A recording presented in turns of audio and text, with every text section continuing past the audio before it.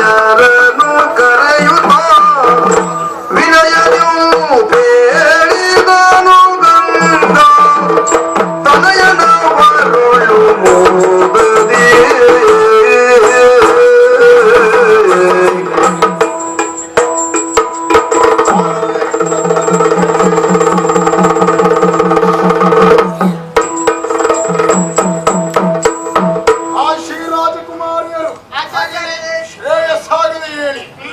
ನಮ್ಮ ಹಸ್ತಿನಾವತಿಯನ್ನ ಸೇರಿ ದಿನಗಳು ಕೆಲವು ಕಳೆದು ಹೋಯಿತು.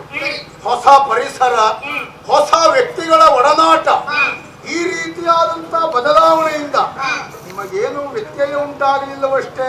ರಾಜಕುಮಾರಿ ಸತ್ಯವತಿ, ರಾಜಮಾತೆಯವರಾದ ಸತ್ಯವತಿ ದೇವಿಯವರು ಮಕ್ಕಳಂತೆ ನಮ್ಮನ್ನು ನೋಡಿಕೊಂಡಿದ್ದಾರೆ ಸ್ವಾಮಿ. ಸರಿ, ಅವರು ಮಾಡಿದಂತ ಉಪಚಾರದಲ್ಲಿ, ಹೇಳಿರುವ ಹಿತೋಪದೇಶದಲ್ಲಿ ನಿಮಗೆ ಯಾವುದು ಬೇಸರ ಚಿಗುಪ್ಸೆ ಅಂತ ಅನ್ನಿಸ್ಲಿಲ್ಲ? ನಮಗ ಹಾಗ ಅನ್ನಿಸ್ಲಿಲ್ಲ, ನಾವು ಉಲ್ಲಾಸದಲ್ಲಿ ಕೇಳಿದ್ದೇವೆ. ಸರಿ, ಈಗ ಹೇಳಲೇಬೇಕಾಗಿರುವಂತಹ ಮುಖ್ಯ ವಿಚಾರವೊಂದನ್ನು ತಿಳಿಸಬೇಕು ಅಂತಲೇ ಕರೆದೆ. ಅಪ್ಪಣೆ ಆಗಲಿ. ಸರಸಿಜಾಂಬಕಿಯರೇ, ಸರಸಿಜಾಂಬಕಿಯರೇ ಕೇಳಿ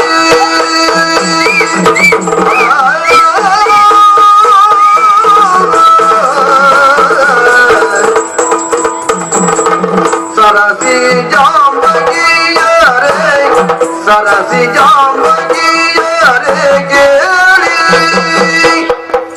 ಶಶಿ ಪರಂಪರೆಯೊಳು ರಾಜ್ಯವಾಳಿ ಶಶಿ ಪರಂಪರೆಯೊಳು ರಾಜ್ಯವಾಳಿ ದೊರೆಗಳೇರಿದ ಸಿಂಹವಿಷ್ಟರೈಗೆಮ್ಮ ದೊರೆಗಳೇರಿದ ಸಿಂಹವಿಷ್ಟರೈಗೆಮ್ಮ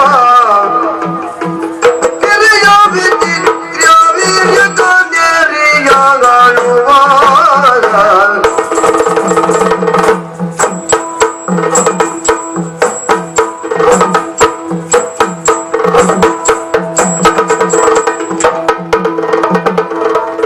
ಸರಸಿಜಾಂಬಕಿಯರೇ ಕೇಳಿ ಶಶಿ ಪರಂಪರೆಯೊಳು ರಾಜ್ಯವಾಳಿ ಸರಸಿಜಾಂಬಕಿಯರೇ ಕೇಳಿ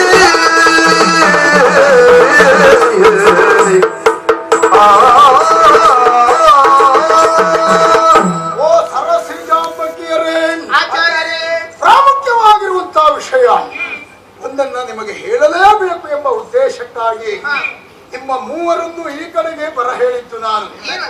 ಈ ಪರಿಸರಕ್ಕೆ ನೀವು ಹೊಂದಿಕೊಂಡವರು ಹೌದು, ನನ್ನ ರಥವನ್ನ ಯಾರೇ ಹಸ್ತಿನಾವತಿಯನ್ನ ಸೇರಿದವರು ಹೌದು. ಆದ್ರೆ ತಿಳಿದುಕೊಳ್ಳಲೇಬೇಕಾಗಿರುವಂತಹ ವಿಷಯ ಇಲ್ಲಿಯ ರಾಜಮನೆತನಕ್ಕೆ ಸಂಬಂಧಪಟ್ಟದ್ದು. ಈಗಾಗಲೇ ಜಗವ್ಯಾಪಿಯಾಗಿ ಪಸರಿಸಿರುವ ನಮ್ಮ ಹಸ್ತಿನಾವತಿಯ ಕೀರ್ತಿ ಈ ರೀತಿ ಬೆಳಗುವುದಕ್ಕೆ ಕಾರಣ ಚಂದ್ರವಂಶೀಯರಾಗಿರುವಂತಹ ನಮ್ಮ ಹಿರಿಯರು ಗಳಿಸಿಟ್ಟಿರುವಂತಹ ಕೀರ್ತಿ, ಉಳಿಸಿಟ್ಟಿರುವಂತಹ ಆ ಒಂದು ಅವರ ಯೋಗ್ಯತೆ, ಅದರ ಪರಿಣಾಮದಲ್ಲಿ ಆ ಶಶಿ ಪರಂಪರೆಯಲ್ಲಿ ಅನೇಕ ಅರಸು ಮಕ್ಕಳು ಆಳಿ ಬಾಳಿ ಬೆಳಗಿದ್ದಾರೆ. ಅಂತಹ ದಿವ್ಯವೂ ಭವ್ಯವೂ ಆಗಿರುವಂತಹ ಶಶಿ ಪರಂಪರೆಯ ಆಡಳಿತ ಗದ್ದುಗೆ ಈಗ ನನ್ನ ಕಿರಿಯ, ಅಂದರೆ ನನ್ನ ತಮ್ಮ ವಿಚಿತ್ರ ವೀರ್ಯಕನು ಆಳಿ ಬಾಳಿ ಬೆಳಗುತ್ತಾ ಇದ್ದಾನೆ. ನಾವು ತಿಳಿದ ಸತ್ಯ ಹೌದಲ್ಲ? ಹಾಗಾಗಿಯೇ ಈಗ ತಿಳಿದುಕೊಳ್ಳಬೇಕಾಗಿರುವಂತಹ ಸತ್ಯ, ಸಿಂಹಾಸನವನ್ನ ಏರಿ ರಾರಾಜಿಸುತ್ತಾ ಇರುವ ಆ ನನ್ನ ತಮ್ಮ ವಿಚಿತ್ರ ವೀರ್ಯಕನನ್ನ ನೀವು ಮೂವರು ಮದುವೆಯಾಗಿ ನಮ್ಮ ವಂಶದ ಕೀರ್ತಿಯನ್ನ ಮತ್ತು ಹೆಚ್ಚಿಸಬೇಕು ಎನ್ನುವುದು ನನ್ನ ಅಪೇಕ್ಷೆ. ನಿಮ್ಮ ಅಭಿಪ್ರಾಯ ಏನು ಹೇಳಿ? ಆಚಾರ್ಯ ಭೀಷ್ಮರೇ, ನಿಮ್ಮ ತಮ್ಮನಾದಂತಹ ವಿಚಿತ್ರವನ್ನು ಮದುವೆಯಾಗುವುದಕ್ಕೆ ನಾನು ಒಪ್ಪಿದ್ದೇನೆ. ಶ್ರೇಯಸ್ಸಾಗಲಿ ನಿನಗೆ. ಆಚಾರ್ಯರೇ, ಹೆಣ್ಣಿಗಾಗಲಿ ಗಂಡಿಗಾಗಲಿ ಮದುವೆನಂತ ಸಂಸ್ಕಾರ ಆಗಲೇಬೇಕು ತಾನೆ. ಅದರಲ್ಲಿಯೂ ನಿಮ್ಮದಂತಹ ಆಚಾರ ವಿಚಾರ ನಡೆ ನುಡಿ ಎಲ್ಲವನ್ನ ಕೇಳಿ ತಿಳಿದು ಬಲ್ಲವರು ನಾವಿದ್ದೇವೆ. ಈ ಮನೆಯ ಸೊಸೆಯಾಗಿ ಬರಬೇಕು ಅಂತಾದ್ರೆ ಹೆಣ್ಣಾದವಳು ಪೂರ್ವಜನ್ಮ ಪುಣ್ಯವೇ ಮಾಡಿರಬೇಕು. ಅದು ನನ್ನ ಯೋಗ ಅಂತ ತಿಳಿದುಕೊಳ್ತೇನೆ. ನಾನು ಒಪ್ಪಿದ್ದೇನೆ. ಇಲ್ಲಿಯೇ ಇದ್ದು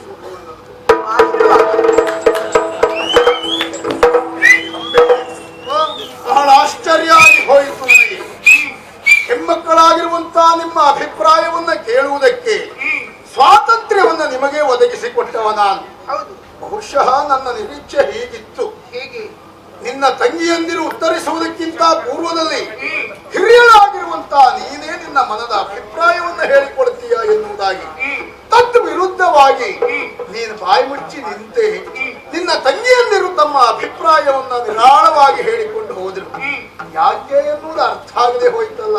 ಆತುರದ ನಿರ್ಣಯವನ್ನು ಕೈಗೊಳ್ಳುವುದನ್ನು ಹಾ, ಯೋಚಿಸಿ ನಿರ್ಧಾರಕ್ಕೆ ಬರುವುದು ಇನ್ನೊಂದು. ಅದು ಬದುಕಿಗೆ ಬಹಳ ಒಳ್ಳೆಯದು. ಹೌದು. ನನ್ನ ತಂಗಿಯಂದ್ರೆ ಒಂದಿಷ್ಟು ಆತುರದ ನಿರ್ಣಯ ಕೈಗೊಂಡರೋ ಅಂತ ನನಗೆ ಅನ್ನಿಸುವುದು. ಅಲ್ಲ, ನೀವೇನೋ ನಿಮ್ಮ ತಮ್ಮ ವಿಚಿತ್ರ ವೀರನನ್ನು ಸಾಕಷ್ಟು ಹೊಗಳಿದ್ರಿ, ಹಾ, ಸಾಕಷ್ಟು ರೀತಿಯಲ್ಲಿ ಹೇಳಿದ್ರಿ. ಆದ್ರೆ ಇಲ್ಲಿ ಬಹಳಷ್ಟು ದಿವಸಗಳು ನಾವಿದ್ದಾಗ ಹಾ, ನಮ್ಮ ರಾಜಮಾತೆಯವರಾದ ಸತ್ಯವತಿ ದೇವಿಯವರ ಅಂತಃಪುರದಲ್ಲಿ ಒಂದಿಷ್ಟು ದಾಸಿಯರು ಸಖಿಯರೆಲ್ಲ ಕಪ್ಪು ಸೀರೆ ಉಟ್ಟುಕೊಂಡವರು ಇದ್ರಪ್ಪ. ಹಾ, ಇದ್ದರು. ಅವರೇನೋ ಹೇಳಿದ್ರು, ನಿಮ್ಮಷ್ಟು ಎತ್ತರದವನಲ್ಲ ಅಂತೆ ನಿಮ್ಮ ತಮ್ಮ. ಅಲ್ಲ, ಹಾ, ಹಾ, ಕೇಳಿದ್ರು. ವಸ್ತುಸ್ಥಿತಿ ಹೌದು. ಈಗ ಎತ್ತರದ ವಿಷಯದಲ್ಲಿ ಆಲೋಚಿಸುವುದಿದ್ರೆ ನನ್ನಷ್ಟು ಎತ್ತರಕ್ಕೆ ಏರದೇ ಇದ್ದರು ಹಾ.